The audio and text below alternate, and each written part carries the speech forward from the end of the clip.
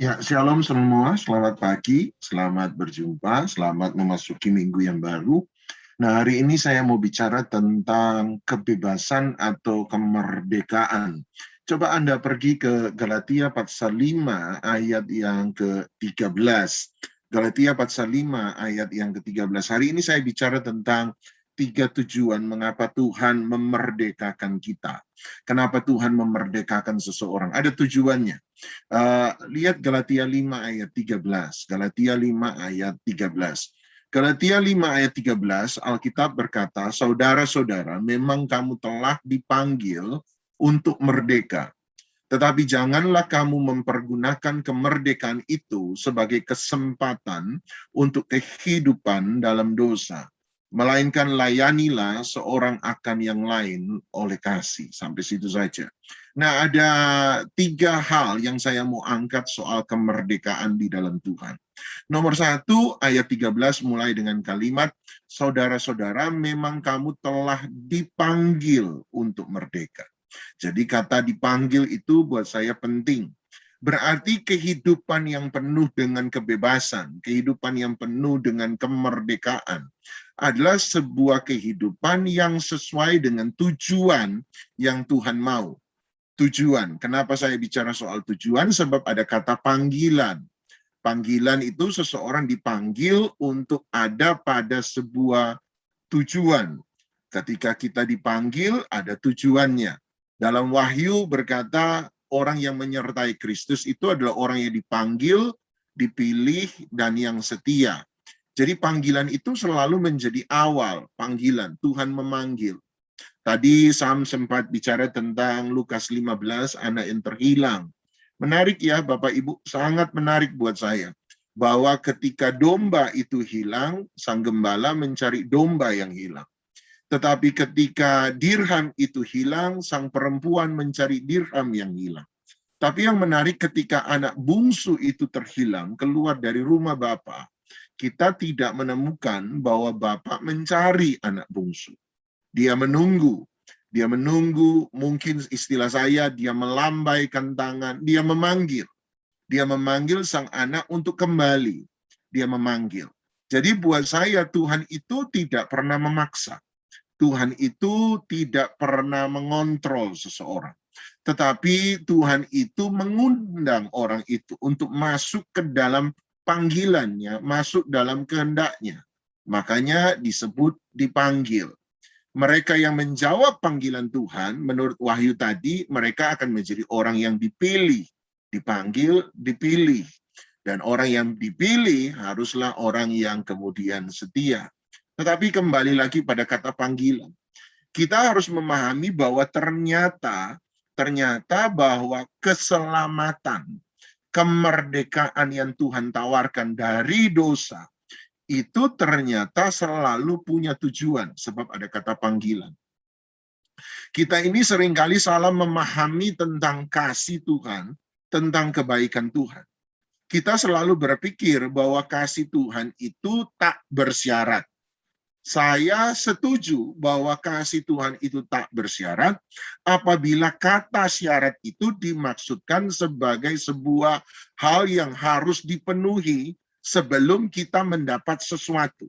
Sekali lagi ya, saya setuju bahwa kasih Tuhan itu tak bersyarat kalau kata syarat itu dipahami sebagai sesuatu yang harus dipenuhi sebelum kita mendapatkan apa yang Tuhan mau berikan.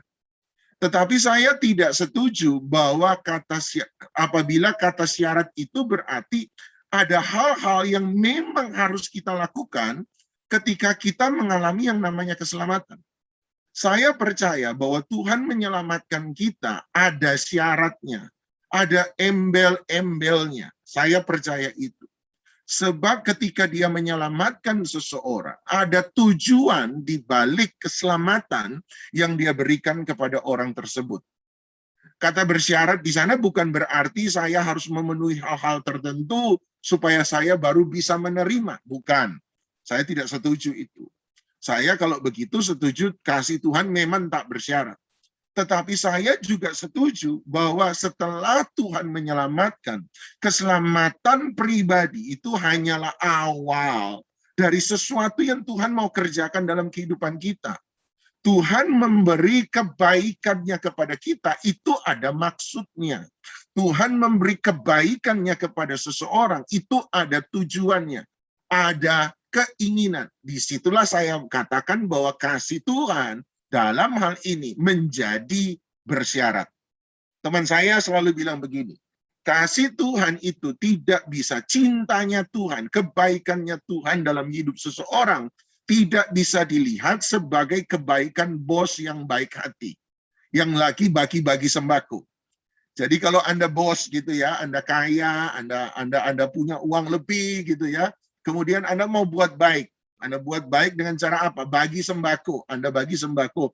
Di luar sana ada orang lewat, mau sembako, Anda mau makan gratis nih, kami mau bagi-bagi. Atau bos itu mau pergi ke panti asuhan, dia nggak minta anak panti asuhan harus buat sesuatu baru kemudian dia beri. Pemberian bos hari itu, beri sumbangan, itu adalah kebaikan yang tanpa syarat. Dia bagi itu karena kebaikan hatinya, nggak ada tujuan macam-macam. Anggaplah bos yang baik hati memang. Nggak ada tujuan macam-macam, memang hanya ingin memberi. Nggak ada maksud apa-apa. Dia nggak minta anak-anak itu beri sesuatu kepada dia tidak minta anak-anak yatim piatu itu melakukan sesuatu untuk dia, enggak. Dia memang memberi tanpa syarat, tanpa maksud apa-apa, kebaikan dari bos yang baik hati. Tetapi ada kebaikan kedua yang harus kita lihat, misalnya bos yang sama, yang baik hati tadi, masih muda, ganteng, satu kali kemudian datang kepada seorang perempuan. Jadi seorang bos muda, ganteng, masih single, masih jomblo. Satu kali datang kepada seorang perempuan cantik.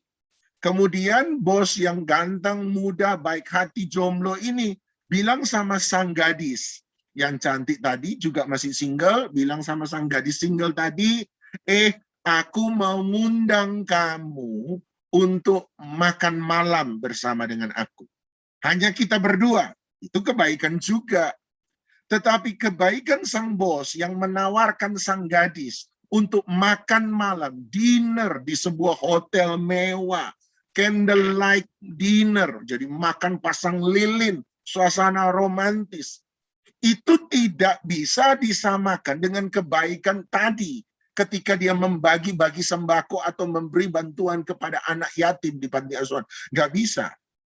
Sebab Anda tahu bahwa kalau sampai sang bos ganteng, kaya, raya, single, jomblo, ngajak seorang gadis single cantik untuk makan dinner istimewa, hanya mereka berdua di hotel mewah, candlelight dinner, pasang lilin berdua.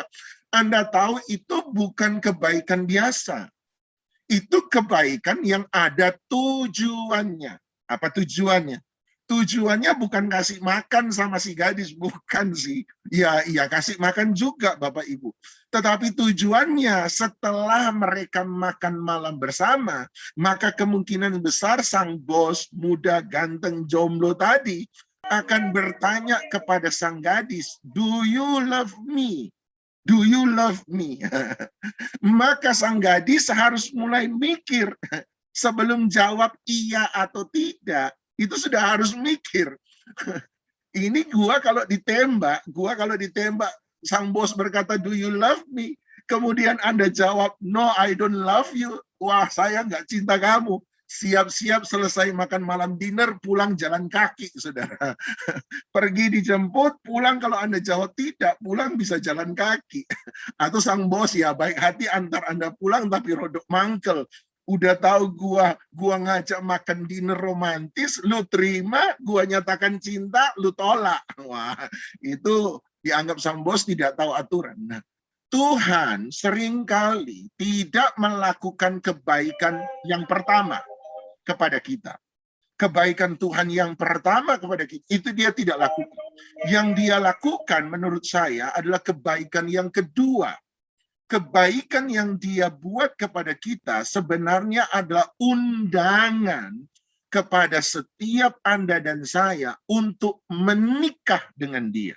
Untuk memiliki relationship, hubungan yang spesial. hubungan yang personal dengan dia. Dan kalau sampai Anda di makan malam dinner, Anda berkata, yes, I love you too. Ya, aku cinta kamu. Wo ini, aku tresno kamu. Maka konsekuensi dari menerima cintanya, menerima kebaikannya sang bos tadi, maka Anda akan berpasangan dengan dia. Dan kalau Anda sudah berpasangan dengan dia, hati-hati. Anda sudah tidak bisa lagi boncengan dengan pria mana aja. Nggak bisa. Anda sudah harus mikir baik-baik dengan siapa Anda bergaul. Anda sudah nggak boleh bergaul sembarangan dengan pria yang memang naksir sama Anda. Udah nggak bisa. Sebab kenapa? Sebab Anda sudah terikat dengan dia. Kalau Anda jalani ikatan itu terus, Anda akan menikah dengan dia. Dan kalau menikah dengan dia, namamu akan diganti dan dipakaikan namanya dia. Makanya kita kan disebut Kristen. Kenapa disebut Kristen? Sebab nama Kristus itu melekat pada kita. Semua tindakan kita akan punya konsekuensi untuk memalukan nama dari Tuhan. Memalukan nama Tuhan, sebab nama Tuhan sudah dilekatkan kepada kita. Ada sesuatu yang harus berubah. Gaya hidup Anda berubah. Perlakuan Anda harus berubah. Dulu masih gadis, bangun semaunya Anda. Tetapi ketika sudah menikah, sudah lain. Anda harus bangun lebih cepat. Anda harus menyiapkan banyak hal. Tetapi Anda menemukan cintanya dia. Anda menemukan supportnya dia. Anda juga menemukan kasihnya dia. Anda menemukan komunikasi dengan dia. Ketika Tuhan mengundang kita masuk pada cintanya, dimerdekakan, masuk kepada sebuah kehidupan merdeka, jangan pernah memandang bahwa kehidupan itu tidak ada tujuannya. Selalu ada tujuannya. Dan tujuannya adalah supaya kita bisa berelasi dengan dia. Nama dia dipakaikan kepada nama kita. Gaya hidup kita harus menjadi berbeda. Gaya hidup kita harus menjadi berubah. Kita tidak lagi seperti dulu. Makanya ketika Tuhan berkata kepada Musa, Tuhan bilang sama Musa, bilang sama Fir'aun, supaya biarkanlah umatku pergi, supaya mereka bisa mengadakan ibadah, perayaan ibadah kepadaku. Di kalimat yang lain ada yang menerjemahkan supaya mereka bisa worship me. Nah menarik kan, ibadah atau worship itu bicara tentang hubungan hati dengan Tuhan. Jadi Israel dibebaskan dari Mesir bukan supaya bebas, benar-benar bebas, tetapi sebuah kebebasan untuk berelasi dengan dia. Ada pendeta yang berkata begini, berarti ketika dia berkata, bebaskanlah umatku pergi supaya mereka bisa berbakti, beribadah, menyembah aku, berarti orang Israel tidak benar-benar bebas. Hanya mereka berubah dari menjadi hamba dosa, sekarang menjadi hambanya Tuhan. Tidak benar-benar bebas. Mereka hanya berubah status dari hamba dosa. Tadinya Tuhan mereka dosa, tetapi sekarang Tuhan mereka adalah Tuhan sendiri. Kebenaran itu sendiri. Tapi sama-sama hamba. Jadi Anda lihat, ternyata ada maksud Tuhan memanggil kita. Ada maksud supaya Tuhan mengundang kita. Ada maksud ketika dia memberi kebaikannya, dia memberi cintanya kepada kita. Dan cintanya, kebaikannya untuk hidup dalam kemerdekaan adalah supaya kita bisa berelasi dengan dia. Yang kedua, apa arti hidup merdeka? Nomor satu adalah memenuhi panggilannya Tuhan. Memenuhi tujuannya Tuhan. Tujuan untuk apa? Berhubungan dengan dia. Berelasi dia.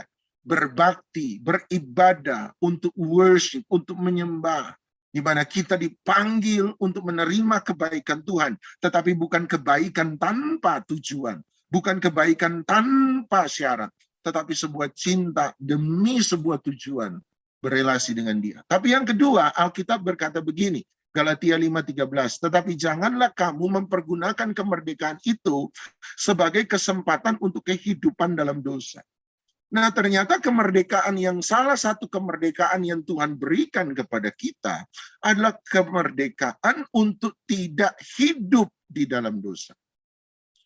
Keselamatan seringkali buat saya harus dipahami sebagai mengembalikan kita pada posisi semula seperti Adam dan Hawa sebelum Adam dan Hawa jatuh dalam dosa. Kemerdekaan sekali lagi seringkali harus dipahami sebagai mengembalikan seseorang kembali pada posisi semula sama seperti Adam dan Hawa belum jatuh di dalam dosa. Jadi kemerdekaan itu dimaksudkan untuk membebaskan kita dari ikatan dosa, kecenderungan dosa.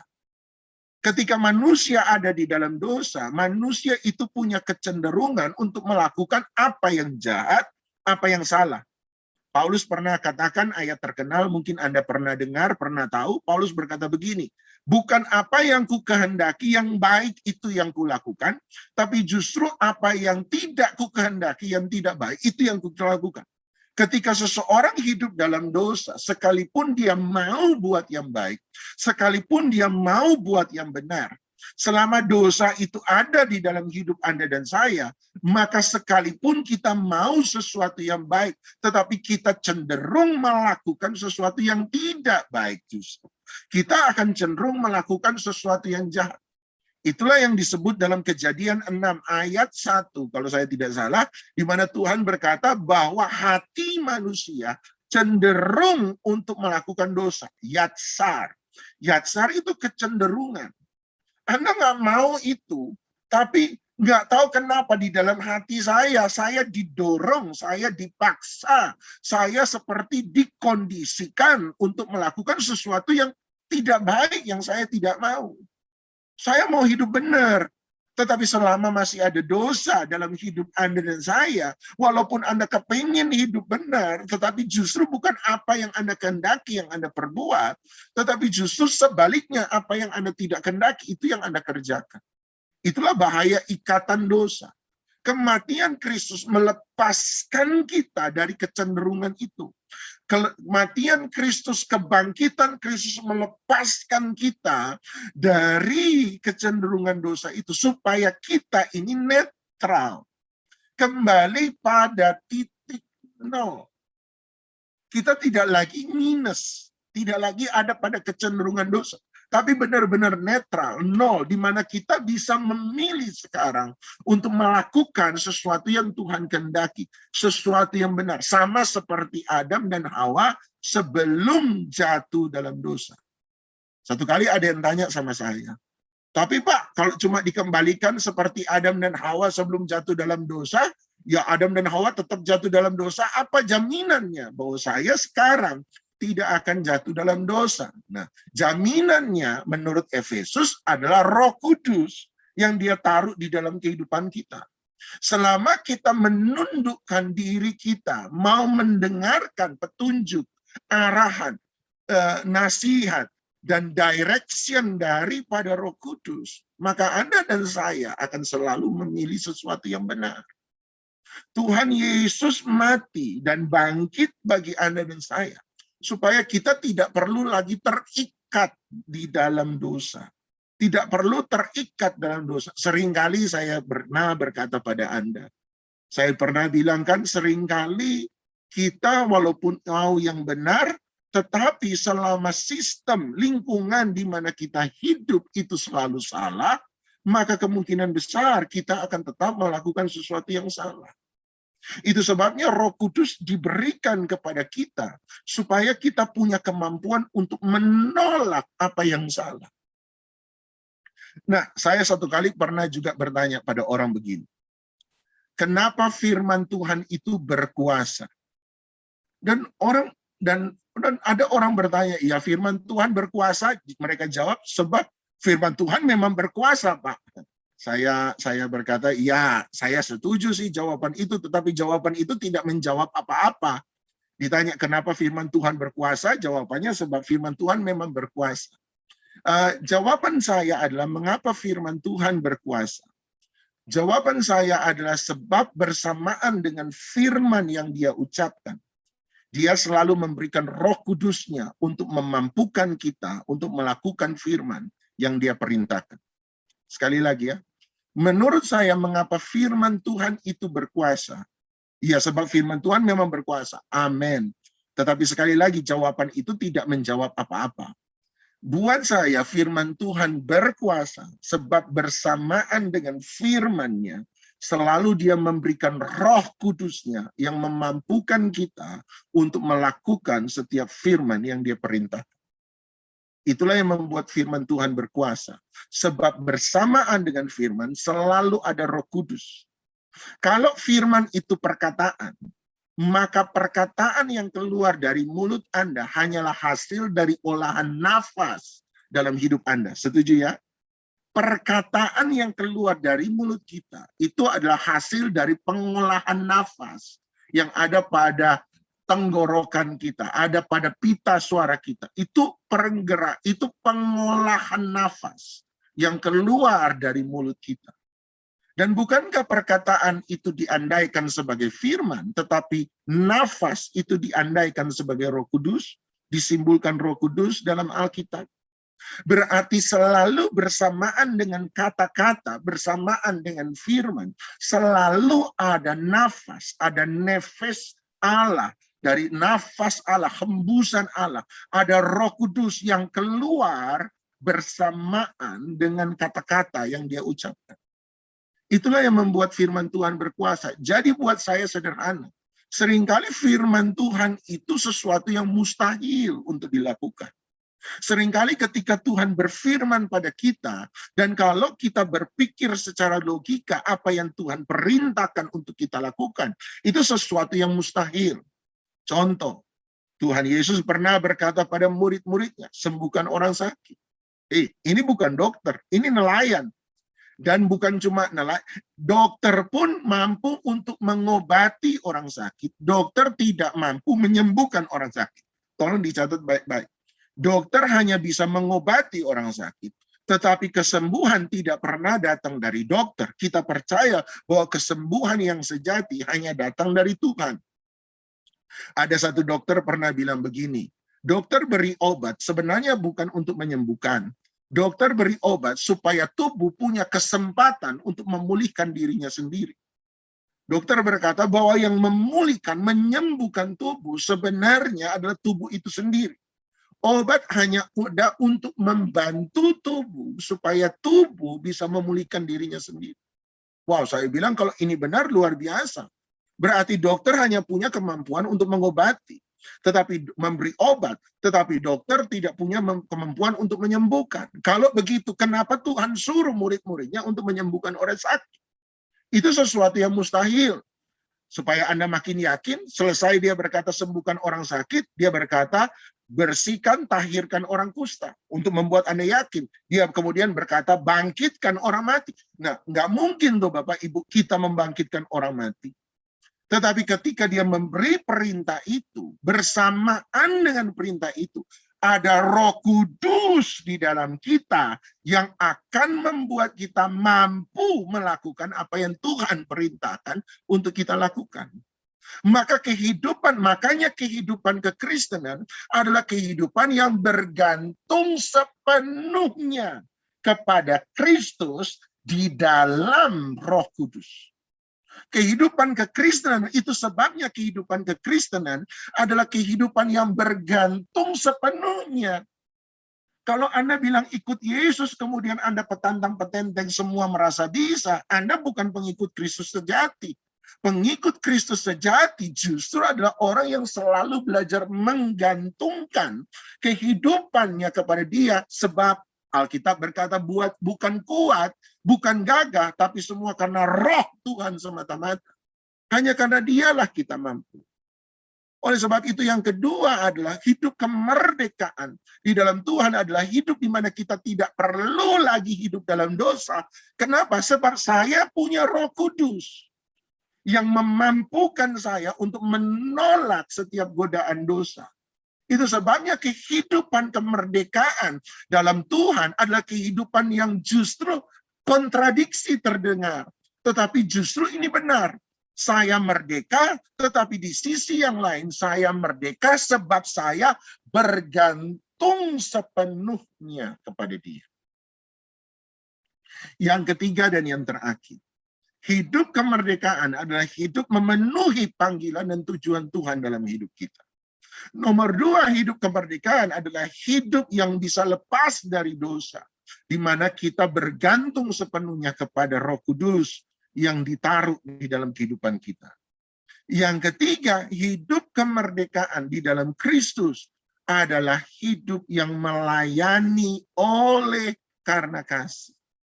Hidup dalam Kristus membuat saya tidak lagi harus terikat dengan dosa, tidak lagi harus tunduk pada kecenderungan dosa, tetapi belajar bergantung kepada Roh Kudus. Tetapi di sisi yang lain, hidup dalam kemerdekaan adalah hidup untuk melayani. Saya tidak lagi harus hidup untuk dosa, tapi saya hidup untuk melayani orang lain. Dan bukan sekedar melayani. Alkitab berkata melayani karena kasih. Jadi satu kali waktu saya masih SMA, saya dan teman-teman itu punya satu perkumpulan, satu kelompok, namanya pelayanan siswa Pentakosta. Sebab saya dari GPDI, makanya kami pakai nama pelayanan siswa Pantekosta. Jadi pelayanan ini biasanya untuk anak-anak SMA. Jadi kami adakan ibadah gitu ya, kami adakan ibadah tiap hari Sabtu sore, kami kumpul dan kami buat apa yang kami bisa buat. Nah, kami punya salah satu program yang tiap tahun itu sudah sejak dari dulu, tiap tahun itu kami buat KKR. Biasanya di Manado itu ada namanya cukup rutin kebaktian kebangunan rohani atau kebaktian penyegaran rohani, KKR. Jadi kami undang pendeta dari mana, kemudian kami buka untuk undangan untuk umum. Nah, gereja di mana kami bernaung cukup besar, bisa muat sampai saya mungkin hari itu sekitar 700 sampai 1000 tempat duduk, cukup untuk muat. Dan kami buat KKR tahun itu. Kami buat kebaktian kebangunan rohani hari itu. Kami undang pendeta dari Jakarta, undang datang untuk ibadah selama 3 hari, selama 3 malam. Jadi kami buat itu, undang buka untuk umum dan orang akan datang. Nah, biasa orang Manado, Anda tahu saya orang Manado, biasa orang Manado selalu kalau ada acara harus ditutup dengan makan-makan, saudara. Jadi saya selalu bilang orang Manado selalu cari kesempatan buat makan-makan. Ada rumah baru, selesai acara, makan-makan. Ada pengantin baru, juga bikin makan-makan. Ada mobil baru, diminta traktir makan-makan. Ada anjing baru, anjing lama jadi makanan, saudara. Jadi selalu ada makan-makannya. Nah, sama. Ibu Gembala datang pada saya dan bilang begini, Doni, biasanya ini harus ada makan-makannya. Sebab kasihan tamu dari luar kota datang, malam sudah dari jauh-jauh, sekian jam perjalanan, sudah nggak sempat makan malam, pulang jangan pulang dengan perut kosong. Kamu harus sedia makanan. Saya bilang, baik tante, kira-kira berapa orang? Ya kira-kira 300 orang lah, Doni, 300 orang. Jadi sedialah hari itu, tiap selesai ibadah, maka selalu akan ada pengumuman bagi mereka yang di luar kota, bagi rekan-rekan hamba Tuhan, sebelum pulang, dengan sangat senang hati kami mengundang Anda untuk ikut sebentar, untuk dapat berkat ala kadarnya di pastori, silakan mampir sebentar. Nah, itu makan-makan, saudara.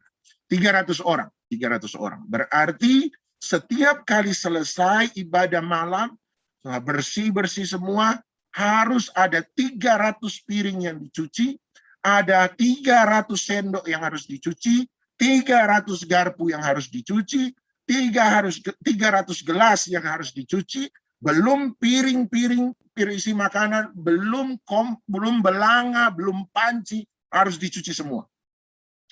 Karena KKR biasanya selesai jam 9 malam, saya bilang sama teman-teman, itu piring semua sendirikan saja di tempat sendiri, Itu panci, itu belanga sendirikan tempat sendiri, sebab besok sudah harus masak-masak. Pagi-pagi kita datang ke pastori, pagi-pagi kita cuci, sambil bersihin gereja, supaya siap untuk KKR hari berikutnya. Jadi pagi-pagi sudah datang, saudara. Mulai bagi tugas.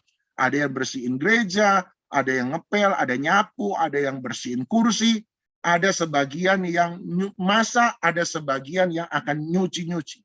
Nah, saya bagi tugas, saya kebagian yang nyuci-nyuci.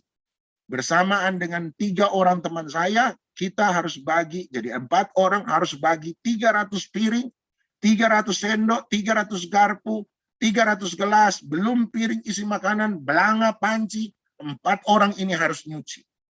Nah, kebetulan di pastori, di gereja itu ada 4 WC umum, saudara. Jadi ada 4 WC umum yang memang disediakan gereja untuk jemaat.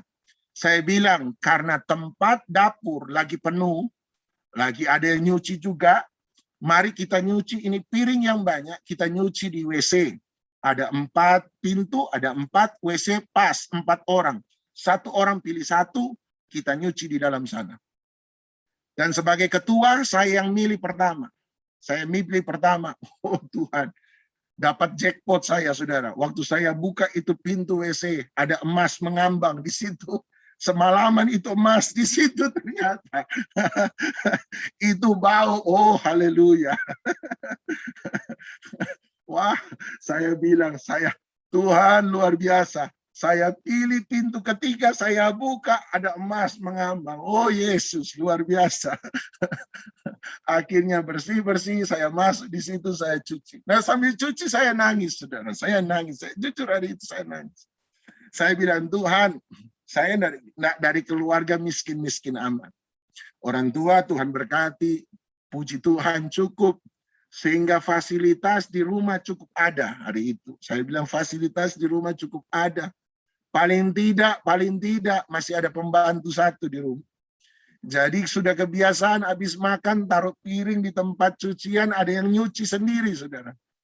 Saya bilang, kenapa pula saya ada di sini?